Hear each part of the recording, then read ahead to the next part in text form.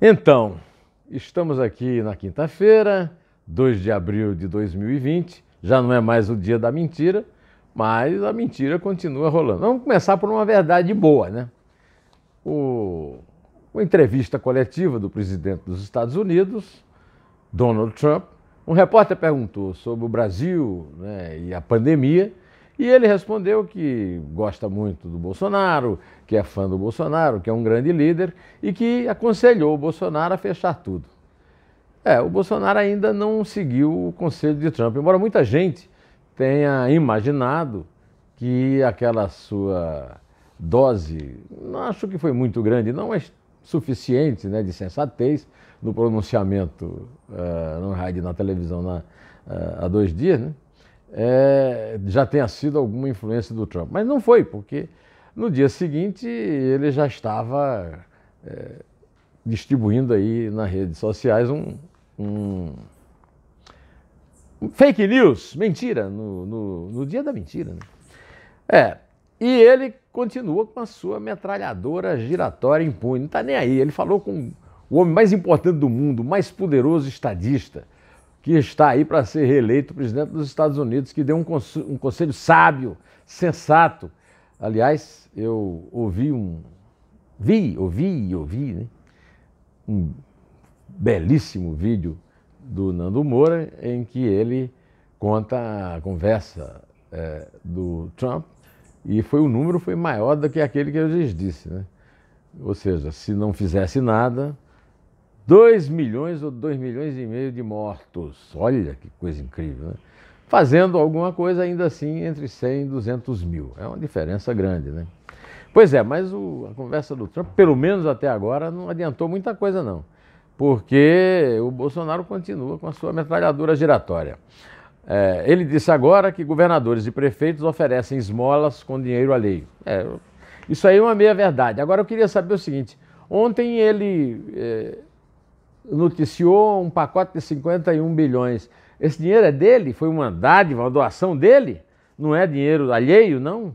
Por que é que os governadores e prefeitos não podem usar dinheiro alheio e ele pode, né? Qual foi a sanção especial que ele teve para fazer esse tipo de crítica sem a menor lógica, né? Depois ele disse que coronavírus é como chuva, molha, mas não afoga. Bom, eu como sertanejo adoro chuva, né? Mas também eu reconheço que a chuva afoga e muito. A chuva foi noticiada agora nesse verão, enchentes, deslizamentos. Eu lamento que o Bolsonaro, que não vê a imprensa, que a imprensa é lixo, extrema imprensa, não tenha ficado sabendo disso. Mas houve muitas mortes por causa da chuva em São Paulo. Pode dizer que não foi afogamento, mas foi, né? Morte por chuva. Quanto ao vírus, ele já matou 241 brasileiros até ontem, com 6.836 casos, uma taxa de letalidade de 3,5%. Então, ele não molha não, ele afoga e afoga a ponto de comprometer a possibilidade de vir um colapso do sistema público da saúde, como vive e cada vez mais alertando o seu ministro da Saúde, que eu quero lembrar aqui, foi nomeado por ele, e é uma prova de grande competência, porque o ministro é muito bom. Resta saber se ele vai substituí-lo pelo vice-almirante Roberto Barra Torres, que sinceramente, não vou dizer bem o que né? Vice-almirante médico, pelo amor de Deus. Pois bem, agora ele apareceu com um vídeo que ele chamou de comovente depoimento e pede para ser compartilhado, gravado em frente ao Palácio da Alvorada na manhã de hoje. É uma mulher que foi filmada dizendo que é professora e ao lado dos filhos, com a voz embargada, afirma que quer voltar à vida normal.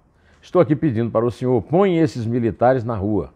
Põe que esse governador lá do Distrito Federal já decretou mais um mês sem aula, sem nada. Não tem condições de a gente viver desse jeito. Venho aqui pedir por milhões e milhares de pessoas que estão na necessidade. Eu não quero dinheiro do governo, eu quero trabalho, quero voltar à minha vida normal. Sou uma mãe de família.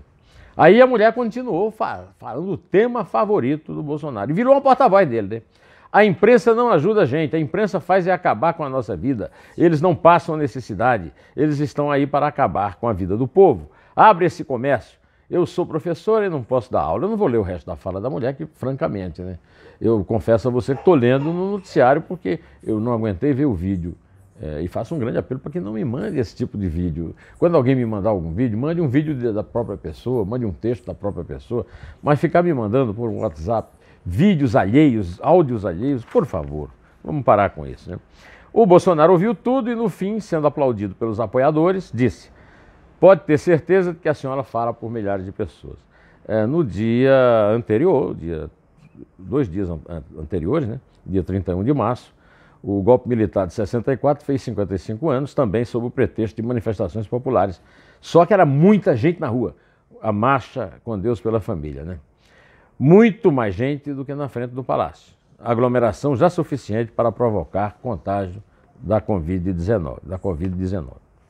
Bom, lá ali no palácio, o presidente deve ter sido informado que a Polícia Civil de Minas Gerais abriu inquérito para investigar o vídeo que teria sido gravado na terça-feira, na SEASA, a Central de Abastecimento de Minas Gerais, em Contagem, na região metropolitana de Belo Horizonte. O vídeo foi postado pelo presidente Jair Bolsonaro em suas redes sociais no início da manhã da quarta-feira, 1º de abril, dia da mentira. Em seguida, o vídeo foi apagado. Bom, nas imagens, o homem aparece mostrando um local vazio e dizendo que foi desabastecimento. No texto, Bolsonaro diz que tudo não é um desentendimento entre o presidente e alguns governadores e prefeitos. É que são fatos e realidades que devem ser mostrados. Eu já falei tudo que o levou a apagar o vídeo, agora eu quero falar uma coisa positiva. Ele pediu desculpas, mas pediu desculpas ao Luiz Carlos da Atena na Band. O Luiz Carlos da Atena o que é? É um novo tipo de diário oficial, né? Ele disse, quero me desculpar, não houve a devida checagem do evento, pelo que parece, aquela central de abastecimento estava em manutenção. Quero me desculpar publicamente, foi retirado do vídeo rapidamente, queria aproveitar a oportunidade para me desculpar sobre isso aí. Agora tivemos contato com o SEASA, o CEAGESP em São Paulo, e tem caído realmente o fluxo de entrada de alimentos.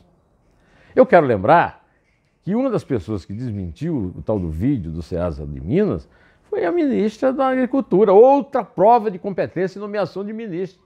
Mas por que o Bolsonaro fica insistindo, ao pedir desculpas, fica insistindo numa tese histérica de desabastecimento que não se confirma?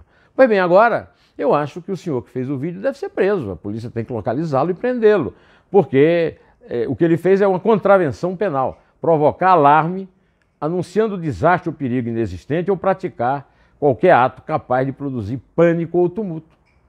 Agora, qual é o papel do presidente redistribuindo isso, ainda criticando o governador e prefeito? Segundo o delegado Rodrigo Bustamante, o vídeo possivelmente foi feito durante um período de higienização. Agora, o meu amigo Flávio Goldberg, filho do Jacó Pinheiro Goldberg, me mandou um trecho de um artigo que ele publicou em parceria com o André Montoro sobre 2 artigos da Constituição. O artigo 81, vagando os cargos de presidente e vice-presidente da República, face à eleição 90 dias depois de aberta a última vaga. Artigo 83, o presidente e o vice-presidente da República não poderão, sem licença do Congresso Nacional, ausentar-se do país por período superior a 15 dias, sob pena de perda do cargo.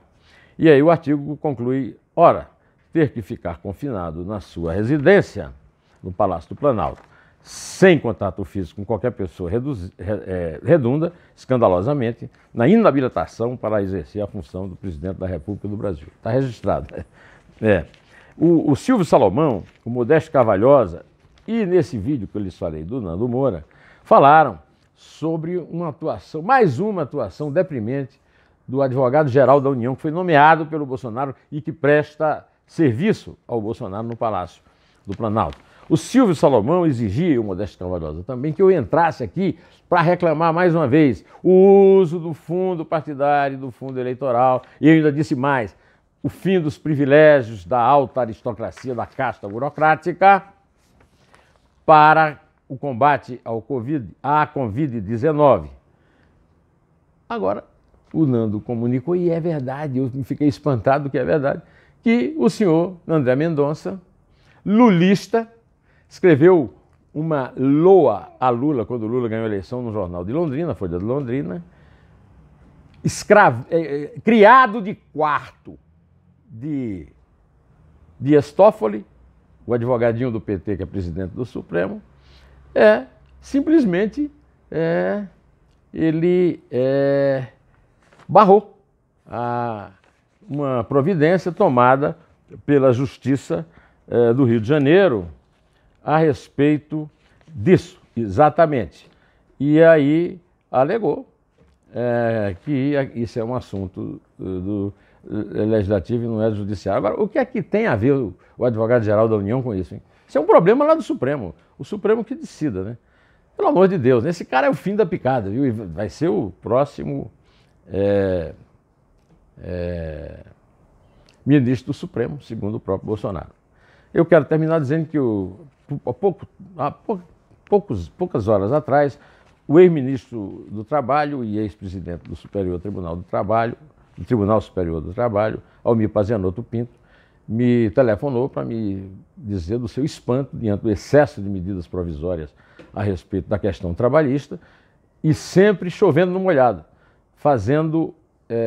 tomando atitudes e decisões que a consolidação das leis do trabalho já prevê. O me conhece tudo, é o maior especialista no Brasil nisso. Ele disse que falta um bom advogado lá no Palácio, e não é certamente esse idiota desse André Mendonça, para ler as leis vigentes e um bom redator para escrever as medidas provisórias. O redator do Bolsonaro, segundo eu saiba, é o Carlos Bolsonaro, o filho dele, um tal de Alan Santos, né? Feitas a toque de caixa, esse é o menor senso de síntese. A Polícia Civil de Minas Gerais abriu inquérito para investigar lá o caso, e eu espero que o cidadão lá seja preso e que alguma decisão para ter mais juízo no compartilhamento em suas redes sociais, aconselhado pelo próprio Trump, né, ajude o Bolsonaro a encontrar um bom caminho. Que Deus nos acuda. Bom, direto ao assunto, em té e só a verdade nos salvará.